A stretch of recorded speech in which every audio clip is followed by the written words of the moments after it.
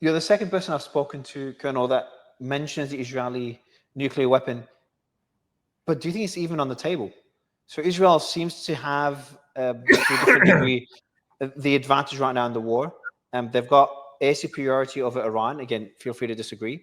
And they've gotten rid of a lot of these commanders, which are not replaceable. You said the same thing about Hezbollah last time as well, and they have been replaced.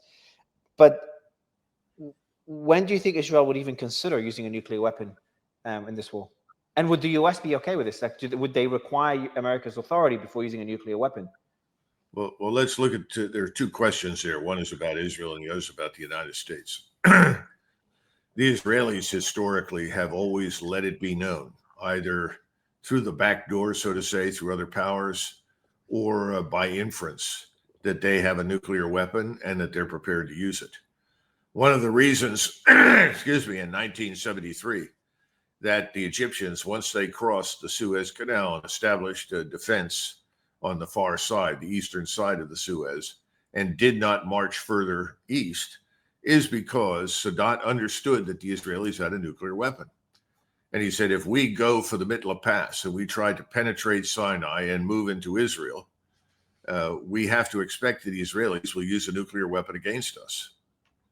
The Egyptians, even now, that are sitting on the border with Israel, are very hesitant to take on the Israelis directly, not because they cannot do it militarily, they can, but because they have been threatened periodically over many years with the use of a nuclear weapon by Israel to destroy the Aswan Dam. Now, that would have catastrophic consequences for Egypt. I think people in the Middle East are tired of being bullied by the Israelis.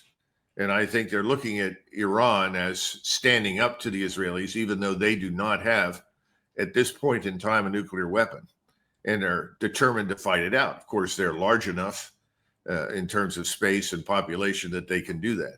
But I think over time, we'll see everyone else in the region rally to them. So the bottom line is, would the Israelis use it? I think what you might see in the future is, as Israel weakens and is subject to more and more destructive impact from Iran, and as Iran's position in the international community grows stronger, that the Israelis may well tell us, if we can't survive and you're not going to help us, we'll use a nuclear weapon. That could happen. We would not want that to happen, clearly. But that's something they could threaten us with. You think you could twist America's arm by threatening to use a nuclear weapon if the US does not get involved?